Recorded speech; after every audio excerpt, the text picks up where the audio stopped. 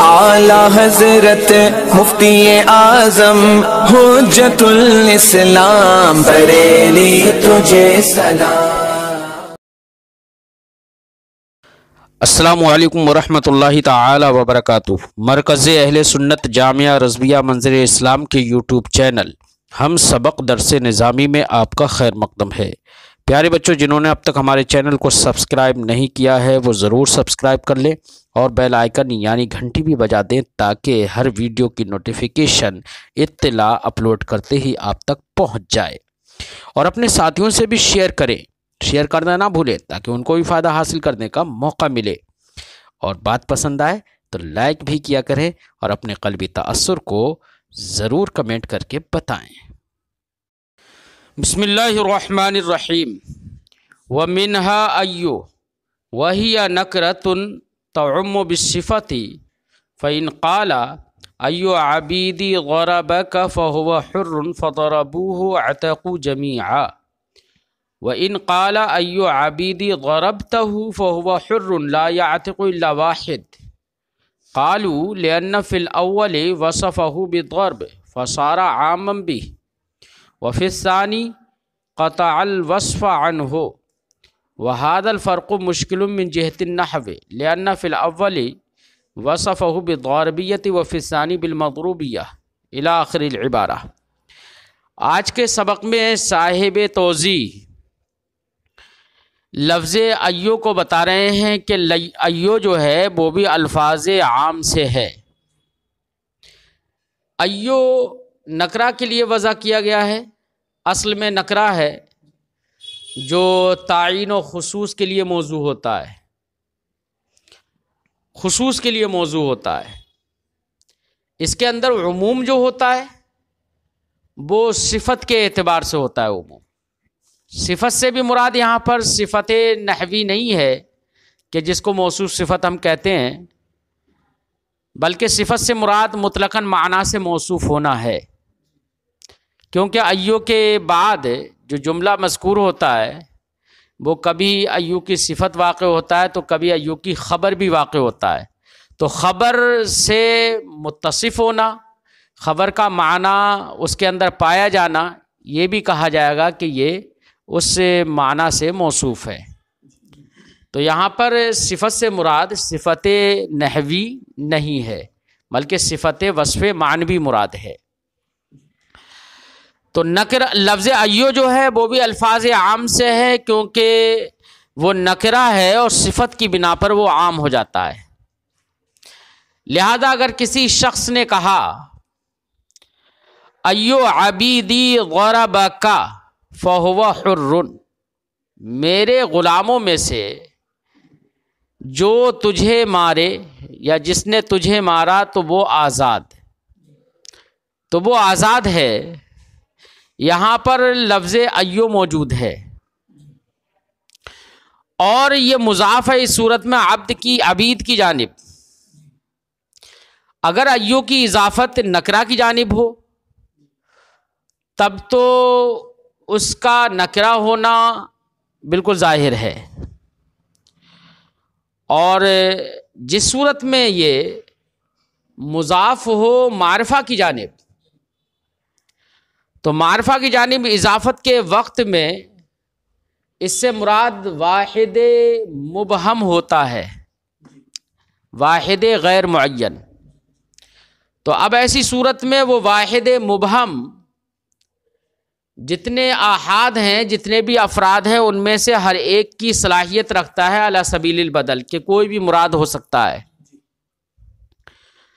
تو اب ایسی صورت میں یہاں پر جو اس نے کہا ایو عبیدی، ایو مضاف عبید کی جانب اور عبید مضاف یا متکلم کی جانب، تو یہاں پر اضافت معرفہ کی جانب ہے۔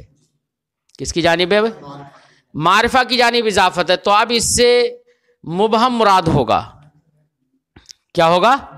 واحد مبہم مراد ہوگا، واحد مبہم جو جس سے اعلیٰ سبیل البدل ہر ایک مراد ہو سکتا ہے۔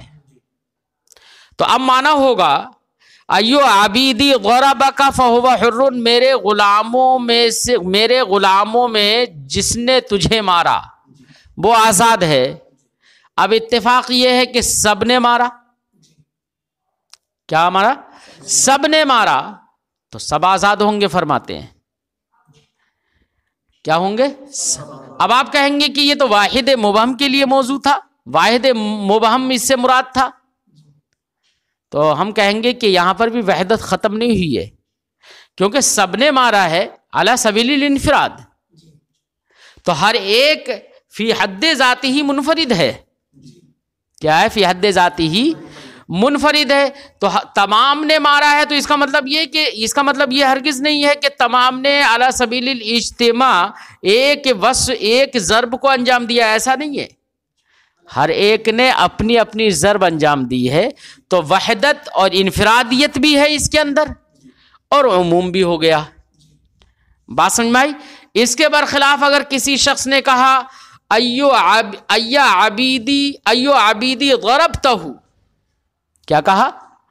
ایو عبیدی ضربتہ، میرے جن غلاموں کو ایو عبیدی، میرے غلاموں میں سے جس کو تو نے مارا، جس کو تو نے مارا فہو حر، تو وہ آزاد ہے. اب اتفاق یہ ہے کہ یہاں پر مخاطب ہے نا، ایک یہاں پر مخاطب ہے. تو اب جس کو اس نے مارا، اب اس کی مشیت پر ہے یہ جس کو مارے.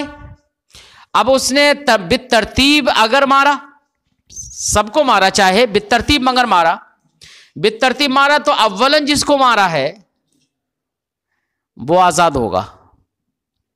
کیا ہوگا؟ کیونکہ ایو تو واحد مبہم کے لیے تھا، واحد کے لیے تھا. اب جس کو اس نے پہلے مار دیا، وحدت کا ثبوت ہو گیا، تحقق ہو گیا، وہ آزاد ہو جائے گا. کیا ہو جائے گا؟ وہ آزاد ہو جائے گا. اور اگر غیر ترتیب کے ساتھ مارا، بلا ترتیب مارا، تو اب اس میں اولیت کسی کی معلوم نہیں ہوگی کہ کس کو پہلے مارا ہے، یہ معلوم نہیں ہوگی. تو اب یہاں پر مولا کو اختیار ہوگا، آقا کو اختیار ہوگا کہ وہ جس کو چاہے آزاد کر دے. لیکن آزاد ایک ہی ہوگا یہ ایسی صورت میں. اب پہلی والی صورت اور دوسری والی صورت میں فرق کیا ہوگا؟ تو دونوں میں فرق یہ ہے کہ پہلی والی صورت میں خود ایو عبیدی کو موصوف کیا ہے ضرب سے. کیا ہے؟ ایو عبیدی کو موصوف کیا ہے ضرب سے. اور دوسری والی صورت میں ایو عبیدی کو ضرب سے موصوف نہیں کیا، بلکہ ضرب سے تو اسے قطع کر دیا. ضرب سے موصوف ہے مخاطب، اب وہ مخاطب ایک ہے. کیا ہے؟ وہ مخاطب ایک ہے. تو یہی وجہ ہے کہ پہلے میں ایو عبیدی کو ضرب سے موصوف کیا، تو اعلی سبیل الانفراد فی حد ذات ہی ہر ایک نے جب مارا، ہر ایک وصف سے موصوف ہے، تو وہ وصف جس کے اندر پایا جا رہا ہے مارنے کا، تو وہ ہر ایک آزاد ہو رہا ہے اعلی سبیل الانفراد. وحدت بھی باقی ہے اور عموم بھی ہو گیا.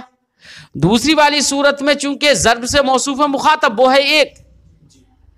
سمجھے نہیں؟ تو اب یہاں پر ضرب جو وصف ہے وہ ایو عبیدی کا نہیں ہے، بلکہ کس کا وصف ہے؟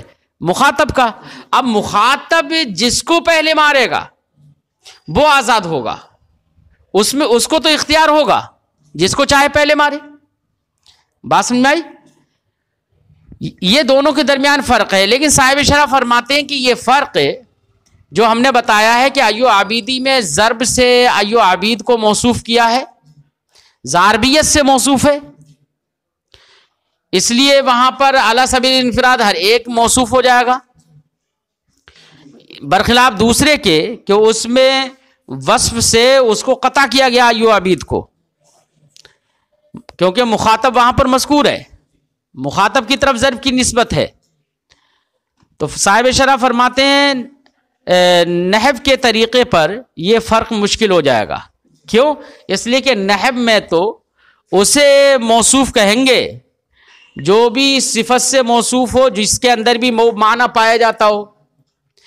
اب پہلی والی صورت میں ضاربیت سے موصوف ہے یو عبید، تو دوسری والی صورت میں مضروبیت سے بھی تو موصوف ہے نا. اس لیے نحو کے جہت سے یہ فرق کرنا مشکل ہوگا. اس لیے صاحب شرح ایک واضح اور فرق بیان کر رہے ہیں. کیا؟ واضح فرق بیان کر رہے ہیں جس کے بارے میں فرمائیں گے کہ اس فرق کو بیان کرنے میں منفرد ہوں، تنہا ہوں. آگے بیان کریں گے کیا ہے وہ واضح فرق. وہ فرق آگے ابھی ہم ذکر کرتے ہیں، پہلے اتنے کا ترجمہ کرتے ہیں. ومنہا ایو، اور الفاظ عام سے ہی ایو ہے، وہی نکرۃ تعم بالصفہ، وہ ایسا نکرہ ہے جو صفت کی بنا پر عام ہو جاتا ہے. فإن قال، اگر کسی شخص نے کہا ایو عبیدی ضربک فہو حر فضربوہ، تو ان سب نے اس کو مارا، عتقوا جمیعا، تو سب کے سب آزاد ہو جائیں گے. وإن قال ایو عبیدی ضربتہ، اور اگر کہا ایو عبیدی ضربتہ فہو حر لا یعتق الا واحد، تو آزاد نہیں ہوگا مگر ایک ہی. اگر علی سبیل ترتیب مارا ہے تو اولن جس کو مارا ہے وہ آزاد ہوگا، اور اگر ترتیب نہیں ہے تو جس کو مولا چاہے گا وہ آزاد ہوگا. قالو، علماء نے فرمایا لأن فی الاول وصفہ، کیونکہ پہلے والا جو جملہ ہے اس کے اندر ایو عبید کو ضرب سے موصوف کیا ہے. فصارا عامم بھی، تو صفت کے عموم سے جس کے اندر ضرب کی صفت پائی جائے گی اس عموم کی وجہ سے، صفت کے عموم کی وجہ سے وہ عام ہو گیا. وفی ثانیہ، دوسرے والے جملے کے اندر قطع الوصفان ہو، ایو عبید سے وصف کو قطع کر دیا گیا ہے نا. وہذا الفرق مشکل من جہت النحو، لیکن فرماتے ہیں صاحب کتاب کہ یہ فرق مشکل ہے نحو کی جہت سے. کیوں؟ لأن فی الاول وصفہ بضاربیہ، کہ پہلے والے جملے کے اندر بولنے والے نے ایو عبید کو موصوف کیا ہے ضاربیت سے، اور وفی الثانی، اور دوسرے والے کے اندر مضروبیت سے موصوف کیا ہے نا. تو صفت تو دونوں کے اندر ہے، اس لیے من جہت النحو جو ہے یہ فرق مشکل ہوگا، کیونکہ صفت تو دونوں صورتوں میں ہے. وہنا فرق آخر، یہاں پر ایک دوسرا فرق ہے، وہ یہ ہے کہ ان ایا لا یتناول الا الواحد المنکر، کہ لفظ ایو جو ہے وہ شامل نہیں ہوتا ہے مگر واحد منکر کو. کس کو شامل ہوتا ہے؟ ففی الاول، تو واحد منکر چاہیے. تو اب اول میں پہلے والے جملے میں دیکھ لو کہ کہا تھا ایو عبیدی ضربک فہو حر، یہی تو کہا تھا. لما کانا عتقہ، اے عتق الواحد المنکر معلقا بضربہ، پہلے والے جملے کے اندر واحد منکر کا عتق یعنی آزاد ہونا یہ معلق تھا اس کے مارنے پر. کس پر معلق تھا؟ کہ مارے گا تو آزاد ہوگا. مارنے پر معلق تھا مع قطع نظر عن الغیر، غیر سے قطع نظر کرتے ہوئے، کہ ایسا تھوڑی ہے کہ تو مارے گا وہ نہیں مارے گا تو آزاد ہوگا، ایسا تو ہے نہیں. یا اگر ایک مارے گا اس ایک کا غیر نہیں مارے گا تب آزاد ہوگا، ایسا تو کچھ کہا نہیں ہے. بس بلکہ اتنا کہا ایو عبید ضربہ کا، وہ واحد منکر جو بھی ہے وہ مارے گا اگر تجھے تو وہ آزاد ہوگا. ایسا نہیں کہا ہے کہ وہ اگر مارے اور دوسرا نہ مارے تو آزاد ہوگا، ایسا تو نہیں کہا. غیر کی طرف یہاں پر کوئی نظر نہیں کی گئی ہے، تو قطع نظر کرتے ہوئے غیر سے یہاں پر کہا گیا. لہذا فیعتق کل واحد، لہذا ہر ایک نے جب مارا تو وصف سے ہر ایک موصوف ہو گیا، مارنے سے ہر ایک موصوف ہو گیا. فیعتق کل واحد، تو جو جس نے مارا ہے تو وہ سب کے سب آزاد ہو جائیں گے. بے اعتبار انہ منفرد، ایسے اعتبار سے ہر ایک فی حد ذات ہی منفرد ہے، ہر ایک اپنے آپ سے مارنے میں منفرد ہے، اس لیے ہر ایک آزاد ہو رہا ہے. فحینئذ لا تبطل الوحدہ، تو اب ایسی صورت میں عموم مراد لیا بھی گیا کہ سب آزاد ہو رہے ہیں، لیکن وحدت تب بھی باطل نہیں ہوئی یا باطل ہوئی، کیونکہ فی حد ذات ہی تو ہر ایک منفرد ہے نا، ہر ایک کیا ہے؟ منفرد ہے، تو وحدت باطل نہیں ہوئی. ولو لم یثبت ھذا، اور اگر یہاں پر تمام کی آزادی کو ثابت نہ کیا جائے، لم یثبت ھذا، اگر تمام کی آزادی ثابت نہ ہو، ولیس البعض، اور بعض بھی مراد نہیں ہوں گے. بھئی ہر ایک مراد نہیں اگر آپ لیں، اور بعض مراد اس لیے نہیں ہوں گے کیونکہ بعض کو مراد لینا اور بعض کو مراد نہ لینا، یہ اس صورت میں یہ ترجیح بلا مرجح ہوگا. کیا ہوگا؟ کیونکہ مارا تو سب نے ہے، وصف ضرب سے ہر ایک موصوف ہے، تو یہ کہنا کہ بعض آزاد ہوں گے بعض آزاد نہیں ہوں گے یہ ترجیح بلا مرجح ہوگا. اس لیے فرماتے ہیں کہ اگر ہر ایک کا عتق ثابت نہ ہو، ولیس البعض اولا من البعض، اور بعض سے اولا بھی نہیں ہے یہاں پر، کیونکہ وصف سے تو ہر ایک موصوف ہے. یبطل الکلام، تو کلام بالکل لیا باطل ہو جائے گا. کلام کیا ہو جائے گا؟ بالکل لیا باطل ہو جائے گا، کیونکہ سب مراد نہیں لیے، ہر ایک مراد نہیں لیا اور بعض مراد نہیں لے سکتے، تو کلام تو لغو ہو جائے گا، بیکار ہو جائے گا۔ اس لیے کلام کو لغو سے بچانے کے لیے یہ ضروری ہے کہ اس کو محمول کیا جائے کہ ہر ایک کے لیے عتق ثابت ہوگا، اور ہر ایک کے لیے عتق کا ثبوت جو ہو رہا ہے تو اس میں عموم بھی ہو رہا ہے، اور ساتھ ہی ساتھ یہ کہ لفظ ایو جو ہے جو کہ واحد مبہم کے لیے ہوتا ہے، تو وہاں پر وحدت بھی باقی رہ رہی ہے۔ کیا رہ رہی ہے؟ وحدت بھی باقی رہ رہی ہے، اس لیے پہلے مسئلے میں تمام آزاد ہو جائیں گے۔ وفی ثانی، اور دوسرے والے جملے میں، دوسرے والے مسئلے میں فرماتے ہیں وہ قولہ، وہ ہے اس کا کہنا ایو عبیدی ضربتہ، میرے غلاموں میں سے جن غلاموں کو بھی میرے تو نے مارا تو وہ آزاد ہے۔ یہ کہا، فرماتے ہیں یثبت الواحد، یہاں پر تو ایک ہی ثابت ہوگا۔ کیا ہوگا؟ ایک ہی ثابت ہوگا۔ وَيُتَخَيَّرُ فِيهِ الْفَاعِلُ، اور اس کے اندر فاعل کو اختیار ہوگا، جس کو چاہے مارے، جس کو چاہے پہلے مارے، ہے نا، اس کو اختیار ہوگا، کیونکہ یہاں پر فاعل معین ہے۔ بھئی اختیار دینا، کسی کو آپ اختیار دیں گے تو اختیار دینے کا مطلب یہ ہے کہ وہ آپ کے نزدیک متعین ہے۔ پہلے والے جملے کے اندر فاعل متعین نہیں تھا، کیونکہ وہاں پر تو ایو عبیدی ضربہ کا تھا، جس غلام نے بھی، جنہوں نے میرے غلاموں میں سے جنہوں نے بھی تجھے مارا۔ اب وہ کون کون سے ہیں، وہ کوئی متعین نہیں ہے وہاں پر مارنے والا، یا مارنے والا متعین ہوگا؟ کوئی متعین نہیں ہے وہاں پر۔ اس کے برخلاف دوسرے والے میں ضربتہ میں یہاں پر فاعل جو ہے، ضارب جو ہے وہ متعین ہے، اور جب متعین ہے تو اس کو اختیار دیا جا سکتا ہے۔ پہلے والے میں اختیار نہیں دیا جا سکتا، کیونکہ وہاں پر تعین نہیں ہے، فاعل متعین ہی نہیں ہے۔ تو یتخیر فیہ الفاعل، تو دوسرے والے جملے کے اندر فاعل کو اختیار دے دیا جائے گا، یا اختیار حاصل ہوگا فاعل کو۔ اذ ہونا یمکن التخیر، کیونکہ یہاں پر فاعل کی طرف، فاعل مخاطب کی طرف سے تخیر ممکن ہے کہ وہ جس کو چاہے اختیار کرے، جس کو چاہے پہلے مارے، ہے نا، برخلاف اول کے پہلے والے جملے میں یہ تخیر فاعل کی طرف سے ممکن نہیں ہے۔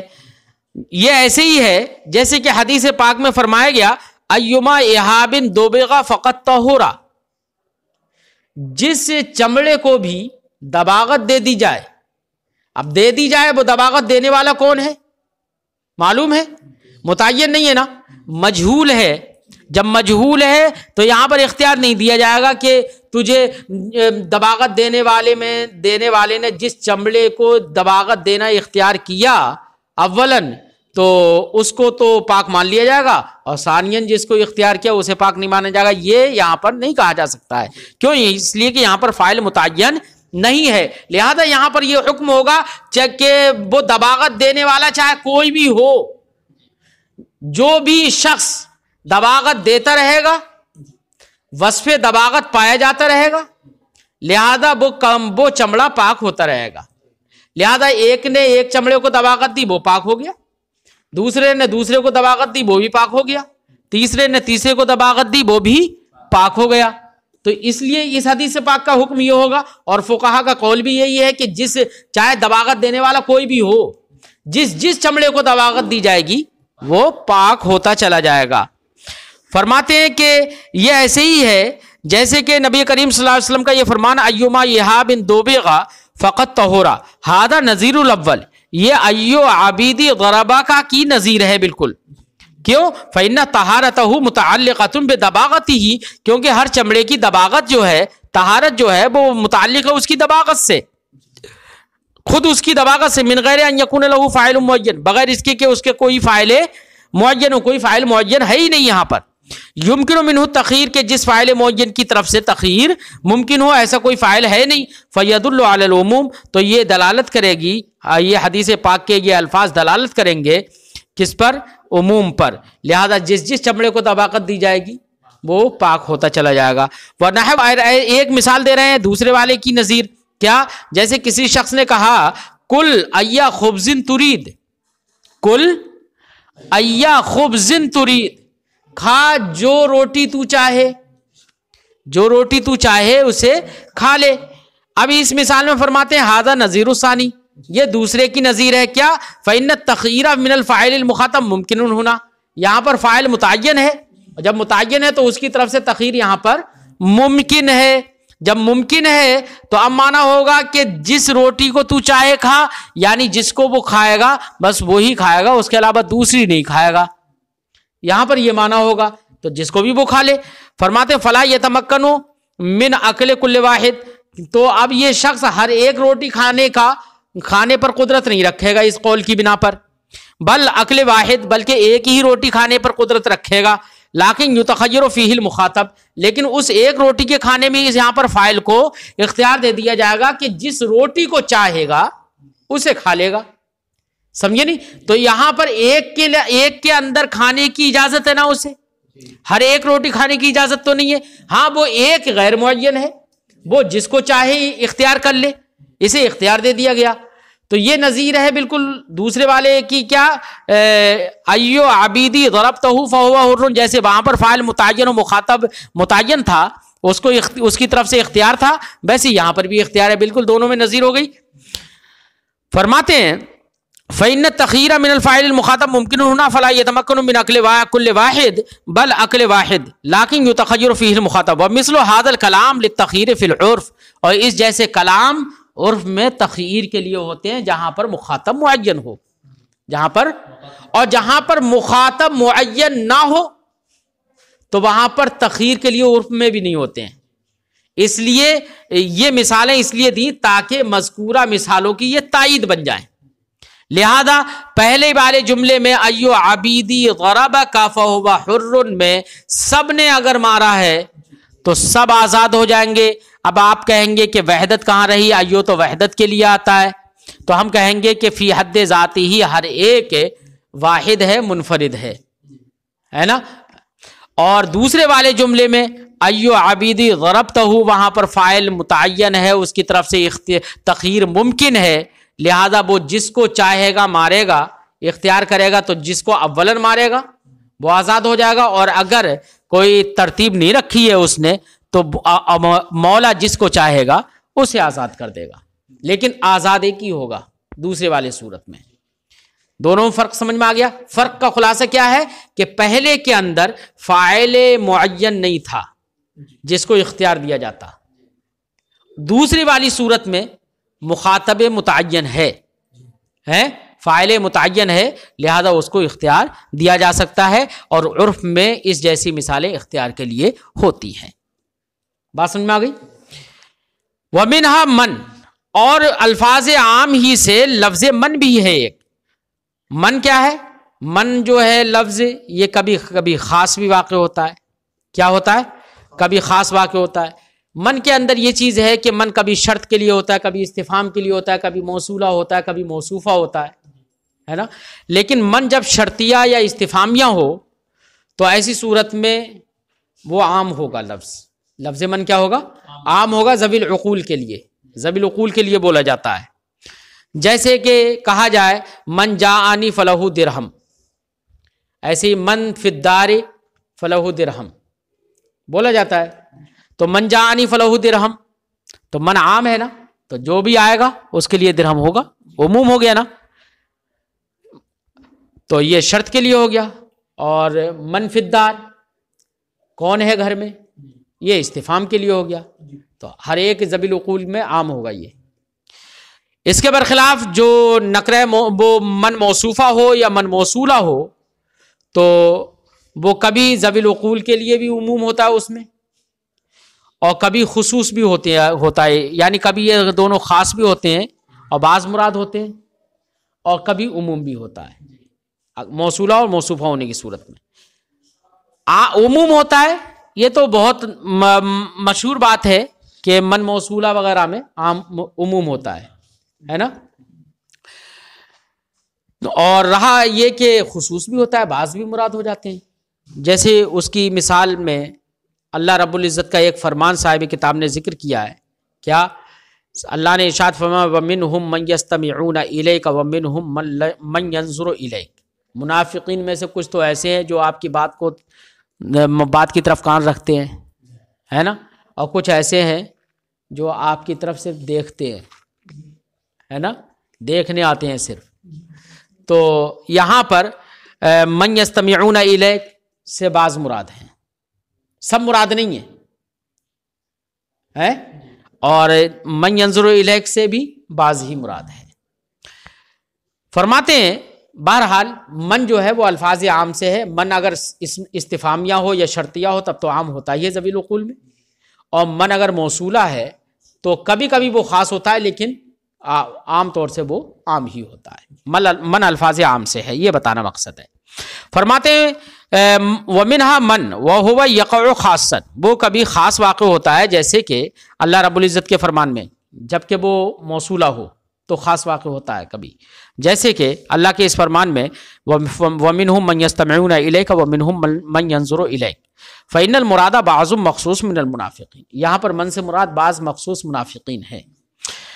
وَيَقَعُ عَامًا فِي الْعُقَلَاء، اور من جو ہے عام طور سے عام ہی واقع ہوتا ہے عقلاء میں، کیا اذا کان للشرط، جبکہ شرط کے لیے ہو، جیسے کہ من دخل دار ابی سفیان فہو آمن، حدیث پاک کا ٹکڑا ہے، جو بھی دار ابی سفیان میں داخل ہوگا تو اسے امان ہوگا، لہذا دخول جس کے دخول سے جو بھی موصوف ہو جائے ایسی۔ فإن قال، لہذا اگر کسی شخص نے کہا من شاء من عبیدی عتقہ فہو حر، میرے غلاموں میں سے جو بھی اپنے عتق کو چاہے تو وہ آزاد ہے۔ اب سب نے عتق اگر چاہا تو سب آزاد ہوں گے۔ فرماتے ہیں فشاؤ، تو سب نے اپنا عتق چاہا، عتقو، تو سب آزاد ہو جائیں گے۔ وفی من شئت من عبیدی عتقہ فاعتقہ فشاء الکل یعتق الکل عندہما، ایک مسئلہ ذکر کر رہے ہیں، فرماتے ہیں کہ مثال کے طور پر کسی نے یہ کہا من شئت من عبیدی عتقہ، مخاطب کو خطاب کرتے ہوئے کہا کہ میرے غلاموں میں سے جس کے عتق کو تو چاہے وہ آزاد ہے، تو جس کو چاہے۔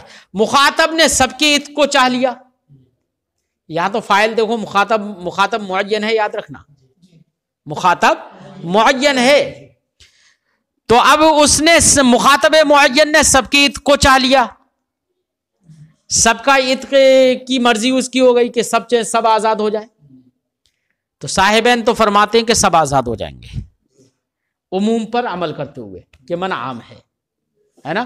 لیکن امام اعظم ابو حنیفہ رحمۃ اللہ تعالی علیہ فرماتے ہیں کہ نہیں، سب آزاد نہیں ہوں گے، بلکہ کوئی ایک آزاد ہوگا، جس کو بھی پہلے اس نے چاہا ہے وہ آزاد ہوگا۔ امام اعظم رضی اللہ تعالیٰ عنہ کیوں فرماتے ہیں یہ کہ ایک ہی آزاد ہوگا، سب آزاد نہیں ہوں گے؟ اس کی وجہ یہ ہے کہ من اگرچہ عام ہے لیکن آگے من عبیدی ہے نا، من تبعیضیہ بھی تو ہے، اگر عموم پر عمل کیا جائے تو من تبعیضیہ تو بالکل یہ باطل ہو جائے گا، کیا ہو جائے گا؟ اس لیے اس کی بھی رعایت کرتے ہوئے عموم بھی رہے، عموم اس معنی کر رہا ہے کہ جس کو تو چاہے، اب وہ غیر معین ہے نا، علی سبیل البدلیت، ہر ایک کے اندر تجھے اختیار ہے، اس معنی کر اسے اس میں عموم بھی ہے، اور ایک ہی آزاد ہو اس معنی کر تبعیض پر عمل بھی ہے، اس لیے دونوں پر عمل ہو جائے گا، دونوں کی رعایت کرتے ہوئے امام اعظم فرماتے ہیں ایک آزاد ہوگا۔ وجہ سمجھ میں آ گئی؟ فرماتے ہیں وفی من شئت من عبیدی عتقہ فاعتقہ، اور جو میرے غلاموں میں سے جس کو تو چاہے آزاد کرنا، فاعتقہ، تو اس کو تو آزاد کر دے، فشاء الکل، تو اس نے سب کو چاہ لیا، یعتق الکل عندہما، صاحبین کے نزدیک تو سب آزاد ہو جائیں گے، عملا بکلمۃ العموم، کلمہ عموم پر عمل کرتے ہوئے۔ صاحب توضیح کا مقصد یہاں پر کیا ہے؟ یہی بتانا مقصد ہے کہ من عام ہے۔ دیکھو ہمارے فقہا نے، صاحبین نے من کے عموم پر عمل کرتے ہوئے سب کی آزادی کا قول کر لیا ہے، یہی مقصود ہے۔ امام اعظم نے بھی من کو عام ہی مانا ہے، یہی وجہ ہے کہ تبھی تو سب میں سے ہر ایک میں اختیار دے رہے ہیں کہ جس کو وہ چاہے گا، علی سبیل البدلیت، عموم تو ہے نا، تو عموم من کو عام مانا، تبھی تو فرماتے ہیں یعتق الکل عندہما، صاحبین کے نزدیک سب آزاد ہو جائیں گے، عملا بکلمۃ العموم، کلمہ عموم پر عمل کرتے ہوئے، ومن للبیان، اور صاحبین فرماتے ہیں من جو ہے وہ تبعیض کے لیے نہیں ہے بلکہ من بیان کے لیے ہوگا، ٹھیک ہے۔ وعند ابی حنیفہ رحمہ اللہ، امام اعظم ابو حنیفہ رحمہ اللہ کے نزدیک یعتقہم، وہ مخاطب جو ہے وہ سب کو، یعتقہم الا واحدہ، سب کو آزاد نہیں کرے گا مگر ایک ہی کو آزاد کرے گا، وہ ہے نا، وہ امام اعظم کے نزدیک ایک ہی آزاد ہوگا، کیوں؟ لأن من للتبعیض، امام اعظم ابو حنیفہ فرماتے ہیں من تبعیض کے لیے ہے. اذا دخل علی ذی ابعاض، من جب ذی ابعاض ٹکڑوں والے پر داخل ہو تو من تبعیض کے لیے ہوتا ہے. اور یہاں پر عبید پر داخل ہے نا، عبید میں اگرچہ اجزاء حسیہ نہ ہوں لیکن اجزاء غیر حسیہ تو اعتباریہ تو ہو سکتے ہیں نا. یہی وجہ ہے کہ غلام کے اندر اجزاء غیر حسیہ ہو سکتے ہیں، اعتباریہ ہو سکتے ہیں. یہی ایک شخص زید آدھا خریدنا چاہے آدھا خرید لے، اور بکر آدھا خریدنا چاہے وہ آدھا خرید لے. تو دیکھیے یہاں پر اعتباری حصے ہو گئے نہیں ہو گئے، اگرچہ حصن نہیں ہے، اگرچہ اجزاء حصن نہیں ہے لیکن اعتبارن تو ہے نا. یہی وجہ ہے کہ دو آدمی مل کر ایک غلام خرید لیتے ہیں آدھا آدھا، سمجھے نہیں. تو اس کا مطلب عبید جو ہے ذی ابعاض ہے، اور من جب اس پر داخل ہو رہا ہے تو من تبعیضیہ ہوگا. فرماتے ہیں امام اعظم رضی اللہ تعالیٰ عنہ نے فرمایا ایک ہی آزاد ہوگا، لأن من تبعیض، کیونکہ من تبعیض کے لیے ہوتا ہے اذا دخل علی ذی ابعاض، جبکہ وہ ذی ابعاض پر داخل ہو. کما فی جیسے کہ آنے والی اس مثال میں کیا، کل من ھذا الخبز، کل من ھذا الخبز، اس روٹی سے کھا لے.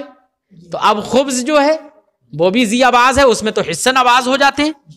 کیا ہو جاتے ہیں؟ حصن ٹکڑے ہو جاتے ہیں، ہے نا. لہذا کیا معنی ہوگا کہ پوری روٹی نہیں کھانا ہے، یہی تو معنی ہوگا کل من ھذا الخبز، اس روٹی سے کھا لے، یعنی پوری روٹی نہیں کھانا، اس کا ٹکڑا جو بھی کھا لے. اب 4 ٹکڑے ہیں، 10 ٹکڑے بنائے آپ نے، ہے نا. تو 1/10 اگر 10 ٹکڑے ہیں تو 1/10 ہی کھا سکتا ہے. اسے اختیار رہے گا کہ ان 10 ٹکڑوں میں سے جس کو چاہے کھا لے، لیکن کھائے گا ایک ہی، سمجھے نہیں. وَلِأَنَّهُ مُتَيَقَّنٌ، اور امام اعظم کی ایک دوسری دلیل یہ ہے کہ ایک ہی آزاد ہوگا. کیوں؟ اس لیے کہ وہ ایک کا آزاد ہونا، وہ ایک جو ہے وہ تو متیقن اور یقینی ہے نا. ایک تو یقینی ہے، اور کل جو ہے وہ محتمل ہے. کل کیا ہے؟ محتمل ہے. لہذا محتمل سے بہتر متیقن کو مراد لینا ہے، سمجھے نہیں. فرماتے ہیں اے البعض متیقن، بعض جو ہے وہ متیقن ہے. لأن من اذا کان للتبعیض، کیونکہ من جب تبعیض کے لیے ہوتا ہے تو وہ بعضیت پر دلالت کرے گا. تو من تبعیض کے لیے ہو تو بعض کا متیقن ہونا فظاہر، بعض کا متیقن ہونا کیا ہے؟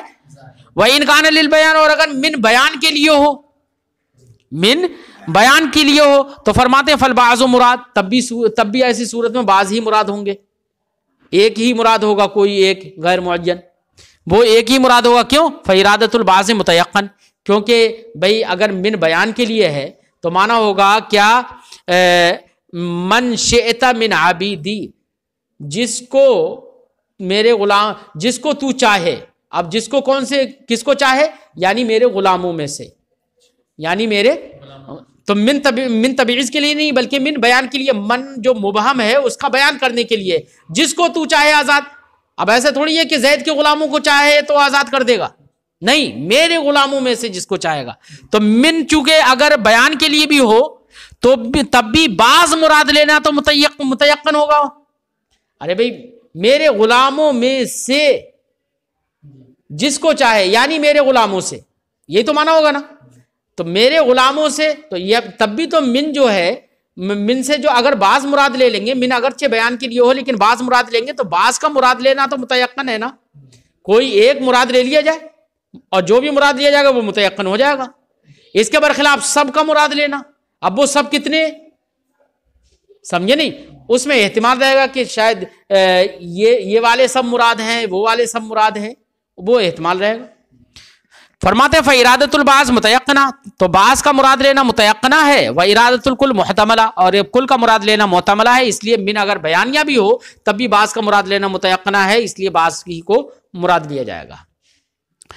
فوجب رعایت العموم والتبعیض، تو امام اعظم کے نزدیک امام اعظم نے فرمایا کہ عموم اور تبعیض دونوں کی رعایت کرنا واجب ہو گیا یہاں پر، کیونکہ من میں عموم ہے اور من میں تبعیض، من تبعیض کے لیے، تو ایسی صورت میں عموم اور تبعیض دونوں کی رعایت کرنا واجب ہوگا. اس لیے امام اعظم نے فرمایا ایک آزاد ہوگا. عموم اس جہت سے ہو گیا کہ ہر ایک کے اندر اختیار ہے، اسے جس کو چاہے آزاد کر دے، اس معنی کر عموم.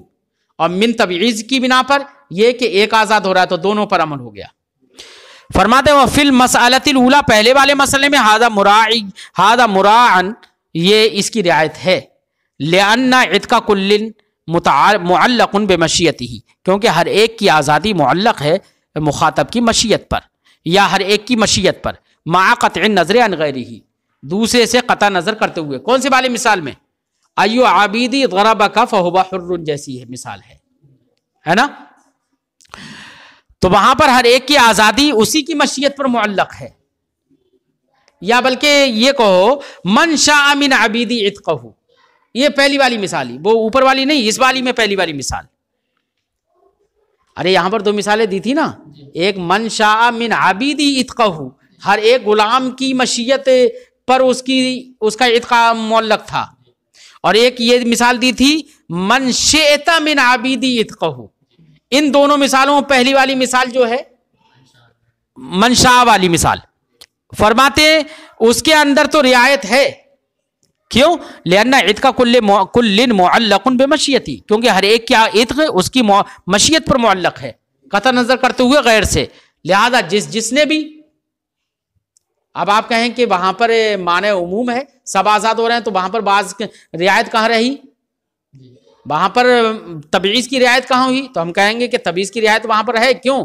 اس لیے کہ ہر ایک چاہ رہا ہے نا اپنے آپ سے، فی حد ذات ہی تو منفرد ہی ہے، بعضیت تو ہے وہاں پر، اور سب نے چاہا تو اس لیے سب بھی آزاد ہوئے عموم کی وجہ سے، اور ہر ایک فی نفس ذاتی ہی منفرد ہے، ہر ایک اپنی عتق کے چاہنے میں منفرد ہے نہیں ہے، اس لیے تبعیض بھی ہے، تو وہاں پر تو ویسی رعایت ہے پہلے مسئلے میں۔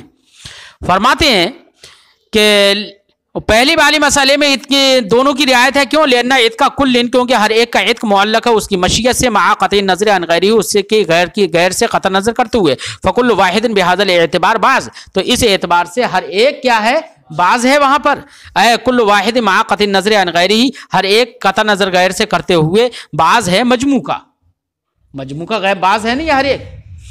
فیات کو کل واحد مع رعایت تبعیض، تو وہاں پر تبعیض کی رعایت کرتے ہوئے بھی ہر ایک آزاد ہو جائے گا، برخلاف منشئتا والی مثال کے، ہے نا؟ فإن المخاطب ان شاء الکل، اگر مخاطب نے سب کو چاہا، فمشیت الکل مجتمعۃ فیہ، تو کل کی مشیت ایک ہی مخاطب میں مجتمع ہو گئی، اور جب مجتمع ہو گئی تو تبعیض پر عمل نہیں ہوگا، اگر سب کو آزاد کر دیا جائے تو تبعیض پر عمل نہیں ہوگا۔ فیبطل التبعیض، تو تبعیض باطل ہو جائے گی۔ وہذا الفرق والفرق الاخیر فی ایو، اور یہ فرق جو میں نے یہاں پر ذکر کیا، اور ایو میں جو آخری فرق جو میں نے ذکر کیا، فرماتے ہیں مما تفردت بہ، یہ وہ فرق ہیں جن کو بیان کرنے میں میں تنہا ہوں، اکیلا ہوں، ہے نا؟ دونوں فرق واضح ہیں، سمجھ میں آ گئے؟ ٹھیک ہے، جہاں سمجھ میں نہیں آئے دوبارہ سے بھی پوچھ سکتے ہو۔